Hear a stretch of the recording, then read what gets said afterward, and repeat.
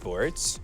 And we'll see who ends up taking this BO1. Because, like we've seen already today, very important. Very important on the BO1s. And games can be done quickly. I think that wildcard extreme game was done in like 20 minutes. And you could see Stream B in your top right before we really jump off here. Spirit 36-14 over Chimera in terms of kills. So let's take a look at the facets on your screen. Seeing red this time for the Bristleback, different from the last game that we saw. The Bristleback, and Lycan going pack leader. Okay, I had to check. Zeal, he played 5 games in the last week on Lycan. Did go with both facets. This time around, he decided to go with the pack leader instead. Maybe thinking playing into Pugna with Wolves is not that great. And there's the fight. You said avoid this fight. But they're focusing him down. They're trying to go for 33 and get this first blood. And it will be Whitemon who gets the kill onto Ame for first blood.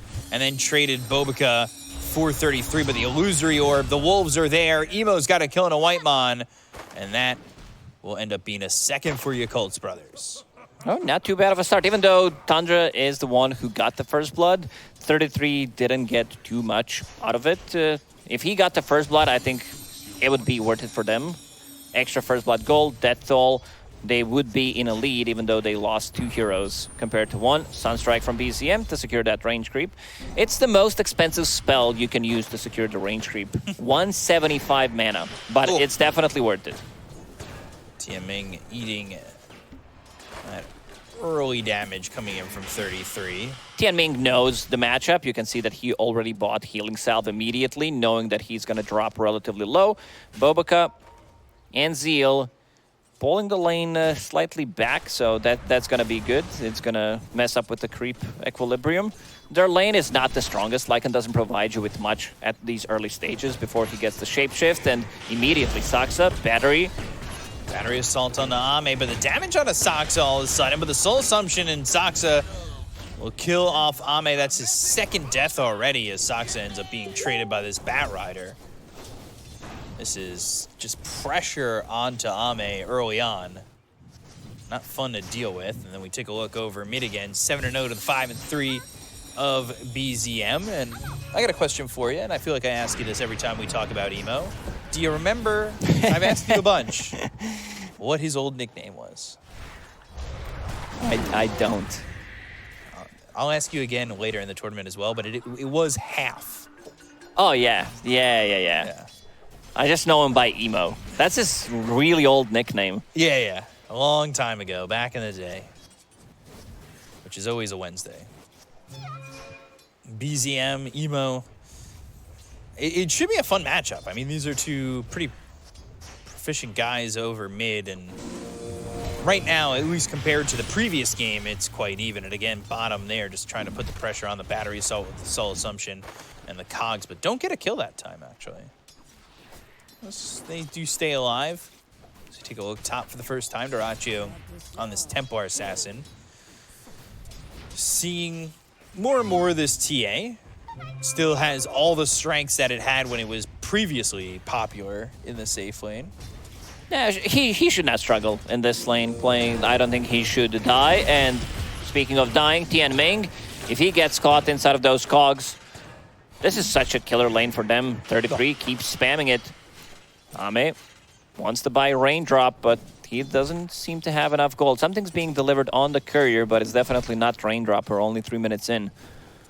What is to stop them from continuing to do this? You really need to position yourself perfectly to avoid dying to that combination. Visage also going through the boots, so he'll have a way to keep up, and I would assume Clockwork had at least that win race, just to make sure that he's got the movement speed to get the cogs around you.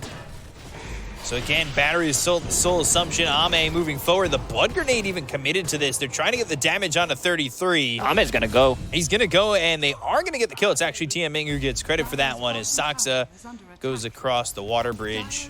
And they do get the Courier of 33, so they'll take away those boots, and Saksa now on the high ground. But these cogs will bounce Ame a little bit, but nothing too awful to deal with. They bought the raindrops, and that's what they need to do. You're playing against Visage in the lane. You need to have it. So this lane is going to stabilize a little bit more. Bobica killing a white mon. Getting killing white mon, which is pretty big. Bobica still holds the top spot for most pro matches played alongside an ally of XXS, 1,755, and that's despite the duo splitting up over a year ago. I don't even know what the current active leader was, because when they took that lead, it was over Flying No-Tail, I believe.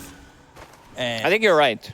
that was broken during the Chinese DPC 2 years ago.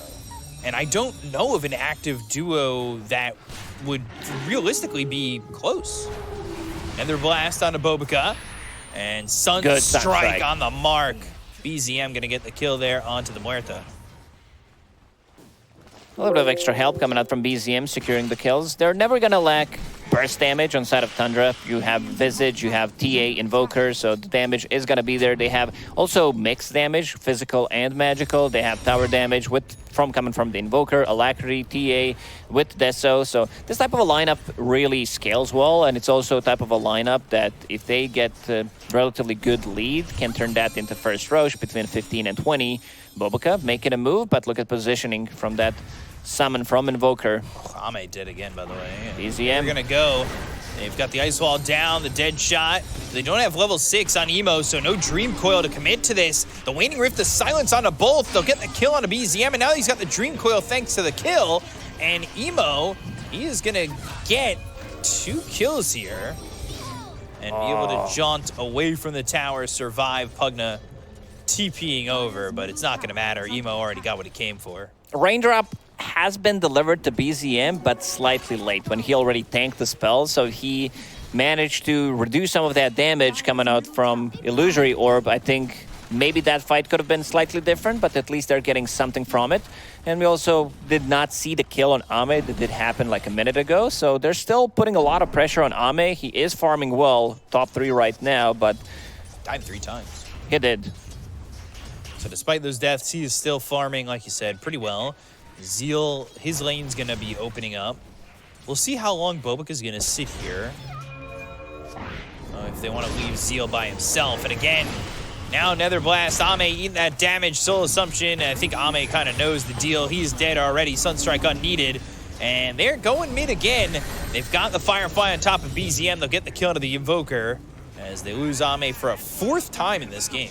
Yeah, I'm gonna use something that I already used, like when BZM came into the scene, what BZM stands for, Batrider zoning me, because this is the 2nd rotation this guy did on him, and it was very successful. Bobica as well lurking around the mid lane. Zeal will pick up the XP rune for himself, because he's playing on that side right now. We'll get him closer to level 6. And trying to get that level 6, trying to have that shapeshift. And what do you think the benefits are in this facet for Lycan over the other one? So it wants to be more maneuverable, like it extends your duration by 6 seconds. So if he can get the kill, Saxa. Dream Coil even committed here, but it only got 2. BZM was a little bit late to this. Dream Coil, Illusory Orb, they're not going to get the kill on a Saxa, so that won't credit into anything. It looked like Saxa was dead to rights. Maybe the reasoning is, like, those Alpha Wolves, they are super strong, but you're playing into TA, who can use Meld, you're playing into Pugna, who has the Cripify, and then Clockwork with the Cog, so maybe he thinks it's not going to be as efficient, killing the supports or being annoying for them. Saxa picks up the rune. Seems like the Yakult'S brothers, they're not going to chase, but they will get the tower. They take the tier 1. That was actually a pretty clean combo. The Flame Break with the Dead Shot landing at exactly the same time, which was pretty cool. And then they also get a D-Ward, so a little bit more unlock for Tundra. Yeah. Very unlock. Zeal in that level 6. He's now got Helm of the Dominator. Emo, by the way, he loves spamming this voice line. Pathetic. He spammed it throughout the entire qualifier, dead or alive. There was not. You know what I missed the most? Grieva laughter. I think this was the best thing in the last couple of years of Dota. Not even kidding. I was spamming it so much, and there's always. Doesn't it? I don't think it does. It's muted for me. Oh, well, maybe they just did that. Maybe they muted me. But That was a really good one. I do love Greevil laughter. And there's always one guy on the enemy team that's gonna keep like you spam it, he's gonna start spamming, and then it goes like full circle. Yeah, Emo has definitely been on it with the pathetic one that you need to, I believe, complete Echelon 7 on Nest of Thorns, and right on cue, Emo's there with pathetic again. Came off cooldown, have to use it. I think maybe they should give pros a 0-second cooldown on taunts. Yeah, that'd be great for our ears. Just pathetic every second. So Dyrachyo, we really haven't spoken about him except for the fact that, you know, you kind of know what you're expecting to get from a TA in this game. He's got the Dragonlance delivering, and that's pretty much the build overall. Hookshot, Sunstrike, Ame trying to tank this, but it's just not going to be enough. Perfectly executed from Tundra. Hook shot into double bird stun. It is just constant aggression, and they look over at Zeal as well. But he'll walk away, and maybe while they send these wolves over and push back Dyrachyo, they could take this time to type in !ticket into the chat and look to join us at the Sava Center in Belgrade, Serbia. Enjoy some great Dota, enjoy some great event activities as well, and come watch your favorite team play some great Dota. Obviously, terms and agreements of them making it to the playoff stage do apply. Yeah. Watch your favorite team. Dyrachyo, he still seems fine. I think if they want to kill him, they need to bring either Batrider with the lasso, or they need to use a coil on him, because he is super tanky. Yeah. He also did go for Dragonlance. Ame continues to farm up, but look where Saksa is, and he planted a really deep Observer Ward. I don't think he's getting a kill here, but they might be getting a tier 1 tower out of it and just try to put a little bit more pressure. Dyrachyo, however, he is low on mana, and we can see the item timing faster than average. That's a really fast Witchblade on puck. They're going to bring over 33. The Fissure is coming in. Him. Emo's there. The silence with the Waning Rift. They go to the Dream Coil. They may be able to get the kill on a 33, but the Soul Assumption damage. 33 already getting a kill there. 33 is also going to lose his Veil, but they get the kill onto this Visage eventually. They use that Shapeshift. And behind them, though, Bobik is going to be dead to Saksa with a Battery Assault. They've got the Familiars helping out, and they will only lose 1 for 2 here. It's a lot of damage coming out from summons in this game, especially from Tundra, because they have Invoker summons, they also have Visage Birds, plus there's going to be Netherward on the ground. So even if you think you're winning the fight, if they still have their summons available, they can easily take it. Yeah, definitely. Ame again, the pressure is on. He's dead here. He's alone. Nothing. And they will also bring over Whitemon. BCM's dead off screen. And that was in the bottom right of your screen in that little overlay. But at the same time, Ame dies again. This is his 5th death, if I'm not mistaken. I almost would have guessed 6th death. That's how much he's dying right now. 6 times. Okay. But has 5 assists. Very important. Dyrachyo now in the calling. The silence is there. Look at the Familiars and everything. I mean, the Wolves and just all this aggression coming in. Jesus. Obviously. Both carries going for extra wave, getting punished for it, and this should be tower for Yakult'S brothers. Tundra is not going to defend this one. How many overlords soon for the Lycan? That's going to be a big issue. They don't, like, if you get this item so early, you don't have anything to deal with it. And, I mean, you have the Crepify, but that's about it.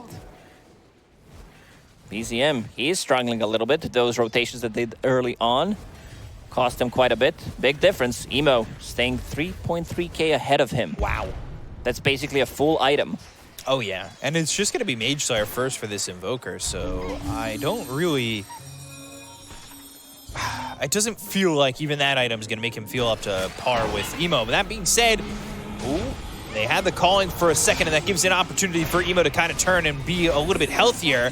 But they will turn, get the kill onto Saksa, look for more. Whitemon trying to TP out, but they do have the lasso to get the control, to get the kill here onto the Pugna. And then Dyrachyo on the run, but they've got the Helm of the Overlord. They have this Ancient Black Dragon, as well as 4 heroes to take out Dyrachyo, and Zeal gonna get tipped by TMing. knowing how well he's doing right now. Ame has drawn all the attention to him, dying 6 times, and he's going to finish off his Aghanim Scepter, but Zeal has been completely uncontested, getting this 13-minute Helm of the Overlord, which means that they have nothing to... Like, you could see that Pagana, he used the Cripify, but there's still going to be that fire on the ground, so still going to be taking damage, and it's great against Templar Assassin if she tries to hide. Now with the Blink Dagger on Puck. They're going to have that addition of the Rod of Atos, too, that extra control from the Muerto, like that. They're in a great... And the Blink Dagger's coming out for the Bat Rider. All right, they're in full control of this game. Man, this game looks very difficult for Tundra right now, because Yakult'S brothers, they will take Roche when they group up. On Dire side, Emo jumping in. And you've just got this Ancient Black Dragon and these other wolves just running at you. What do you even do? It is rough life here, as there will be a pause. By the way, I have a question. Do you think Emo is just constantly, like, he's obviously playing the game, but constantly just voice line spamming? Yes. He's got it. Yes. He's definitely got it hotkeyed. Yeah. But he, you know, the chat comes up. It's on cooldown. Yeah, it's a 15-second cooldown. That's what I've been doing with Grieval Laughter. Yeah. Like, if there's nothing happening, you got to, like, click something. It also increases your APM. Looks good. His APM is so high, I can't believe it. And your APM could be high if you go to the !point ticket. Then you click on the link to get more information about tickets, and then you pick the ticket, you pick your seat, then you pick the checkout function, and then you come to Belgrade, Serbia, and join us for this event. You can get your APM pretty high as well. If you've got a second monitor, you might as well do it while you watch the game. No excuses. Ags finally picked up for Ame. That timing in 372 games is 11 minutes faster. Is it usually like Vanguard Ags? No, it's mostly been Ags, but there's also been a new trend that people are buying some different items from the off lane, skipping that Aghanim Scepter, going for SNY instead. We've seen Vanguard. And this is what we talked about. BZM is going to try to use Sunstrike to scout things out, but they really cannot take the fight right now. They definitely need more items. Vizorizzi, I think he's been going for Shiva's Guard. That's at least what he had queued up. What was that? What? Oh, hook shot. He just picked up by Ame. That's going to be another kill onto Nice try. Saksa. Emo now wicked sick. Saksa's going for an Orchid. Yeah, maybe they feel they need something against this Puck, but it's still very, very far away from it. But I wouldn't mind seeing some Solar Crest, because there's a lot of physical damage, and he's getting caught. And the lasso. And they're going to get a kill here on a 33. Not much to worry about. They should also be able to clean up some familiars. Got a couple hundred extra gold there, and that will be another pathetic line drop from Emo. Almost the Deso for Dyrachyo. He did pick up that shard that we did mention. I thought it was going to be some Deso into shard, but feels like they think it's necessary to have any kind of control, because he's not going to get caught. Emo's having a pretty perfect game if he doesn't get hook shot into Cogs bounce. So that shard's going to do a lot.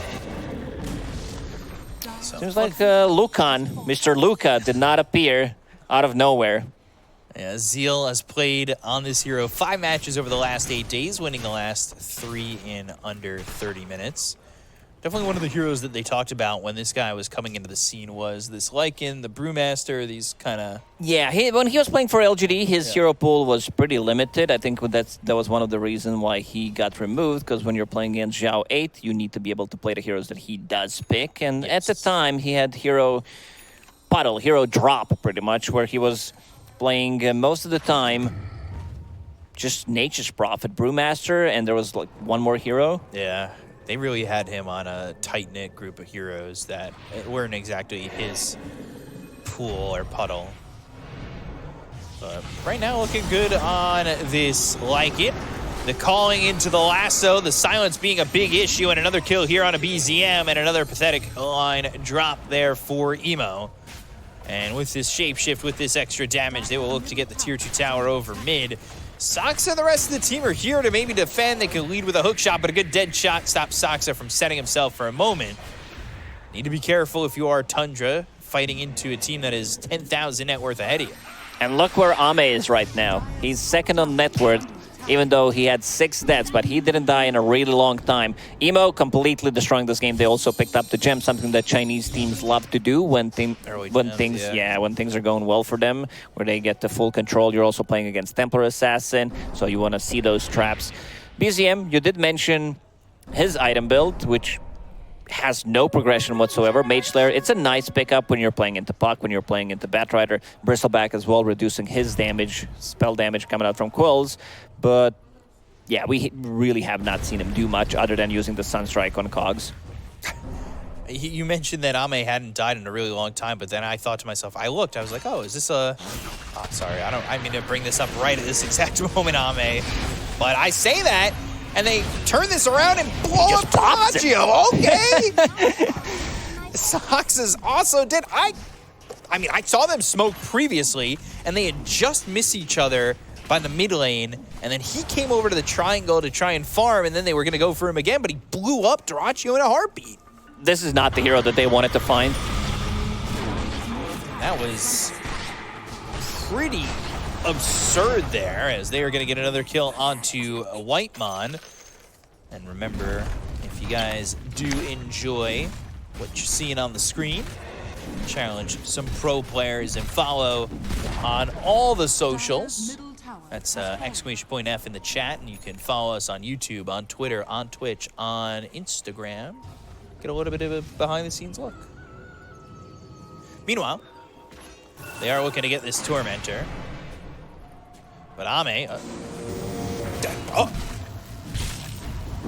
Why do it look like those cogs pulled him in from, like, 10 meters away? They're big cogs, that's why. Okay. Fair enough. Let's see if they can get a kill here. Shot, Seal. Doesn't seem like they can. Not the lasso, it's going to be on to 33, but he's going to be silenced up. They'll go for the Sunstrike. It's going to land on a TMing, but he's trying to get away from this. Goes to the Peninsula off of the high ground. They already got the kill on to 33.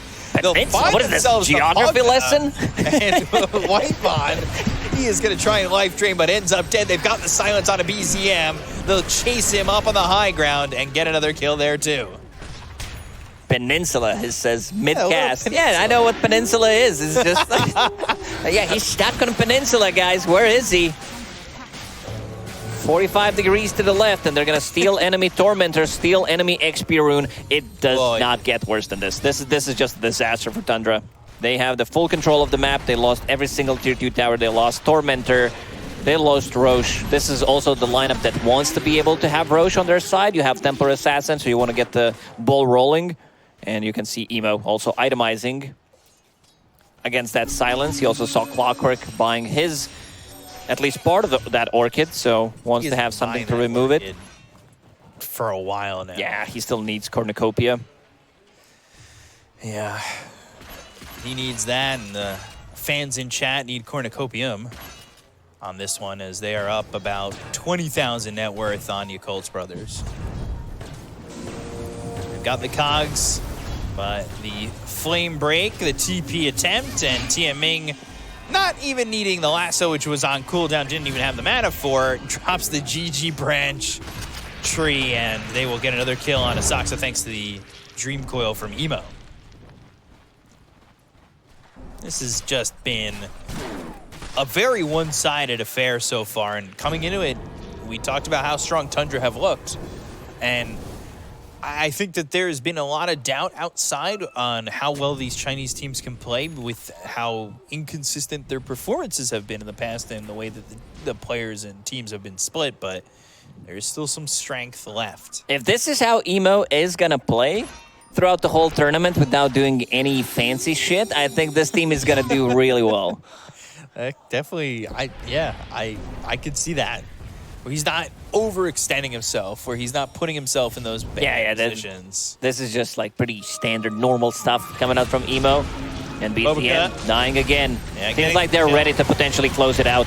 They definitely could try. Emo going to be stunned up by 2 familiars as well as a hook shot. They're trying to get the kill.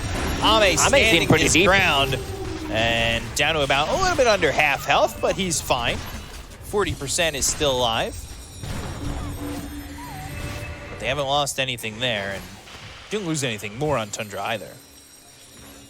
Very important as Dyrachyo continuing to farm. Nullifier next for this Lucan. Octarine Core for the puck. I really just, I need to be watching Emo. I really want to see if he's just spamming the button at all times.